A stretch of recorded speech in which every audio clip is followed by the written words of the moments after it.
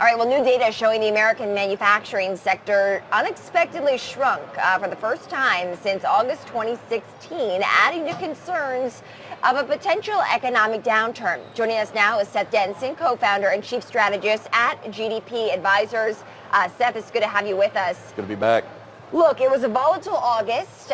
We got started on the wrong note in September. September also historically a pretty poor month. Yeah. What's your outlook in the near term for the stock market and the economy?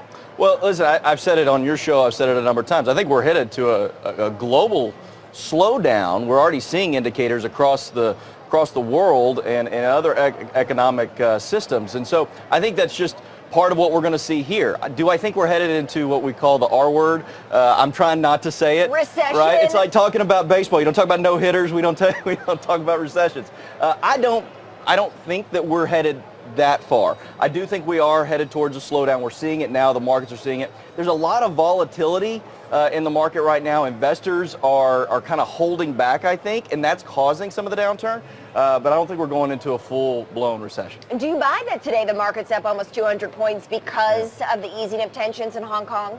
I do. I think that, listen, as I mentioned a minute ago, investors are looking for reasons to invest, and they're looking for indicators throughout the global economic system. And so when you start to see this unrest start to ease over in China, when you know what's going to happen with Brexit, all of these things are playing into investors' mind, I think, and they're kind of holding back. When we see positivity, they move forward. When we see unrest, they start to peel back. Is there a safe place to find in the markets right now, somewhere where you do find solace?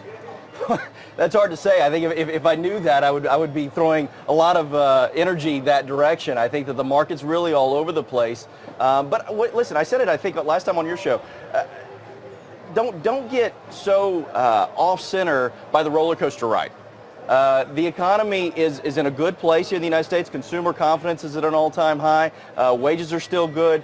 The jobless market is well, unemployment is still at an all-time great rate. And so I think that those are the things that we need to focus on and recognize that the United States is still the most stable economy throughout the global. It was interesting, though, the manufacturing data added to the weak manufacturing data that we've started to see around the world, right? Germany just about a week ago having that weak manufacturing read, and there are real concerns about perhaps a prolonged recession in the world's fourth biggest economy. That is Germany. When you're looking at all of the data, how much of a sign perhaps is this manufacturing read? Well, listen, when we started to see the inverted yield curve, we said, okay, well, that's just one indicator. Now we're starting to see manufacturing rates below 50%. That's a second indicator. Not to stick with the baseball analogy, but 3 strikes and you're out, right? We want to make sure that we're watching all these various indicators. And it's a concern. Listen, we're at 49.1%, I think, this morning as I saw it. And so we're starting to look at what's going on from a manufacturing perspective. But again, I'll say this, as we start to see the global economic system slow down, it's natural to see manufacturing slow down as well. That's kind of part and parcel to the whole system. And for companies that are trying to figure out how to adequately kind of maneuver all of the risks out there through their supply chain and their concerns there, what is the best way that we should be thinking about from the outside looking in, a way to look at these companies and say, you know what, the supply chain is not going to get uprooted just tomorrow. We have to figure out how we are investing in them, knowing that it's not a pick up in place type of scenario. Everything is a long-term game, right? Yeah. And so when we're looking at businesses and we're looking at organizations that historically have managed that supply chain very well, those are the ones that we want to look at as indicators going into this also. Look at the past performance as a future indicator of how they're going to react. Okay, you've got this new book out called The Cure. Yes. I think a lot of people would like a stock market cure, a trade war cure, a lot of cures that we need in this world. Yes, right now. What is this book about? So, healthcare, right? $1 in $6 in the United States is spent on healthcare. We talked about supply chain. There's a lot of, we'll call it noise or commentary maybe in this political sphere about what to do about healthcare. And the reality is that with $1 in $6 being spent on healthcare, we can't simply turn the system on its ear. We need to recognize that healthcare in the United States is a business. And if we want to manage healthcare in a more cost-effective way, we need to treat it like a business. We mentioned supply chain. There are multiple components to the healthcare supply chain in the United States. And as Americans, we oftentimes think of healthcare as health insurance. Well, Well, that's just one component of that chain. It's the financing component. But you have inpatient, outpatient, physician services, prescription drugs, medical manufacturing. All of these pieces are supply chain.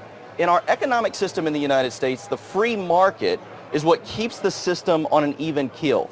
There is no free market in healthcare in the United States. It's a very opaque system. It's intended to be that way to benefit a few.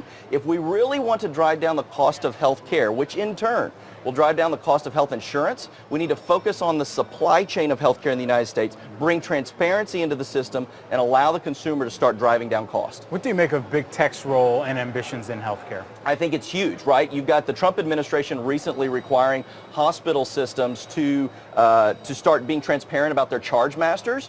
Tech is going to play a role in that. So right after that rule came out, we started to see hospital systems providing this data online per requirements under HHS, but it was written in a way that the average American could have no idea what any of this means, right? So tech is going to play a huge role in bringing a systematic understanding and transparency and clarity into that system. So I'm excited to see the new players that are going to emerge in that market. Definitely.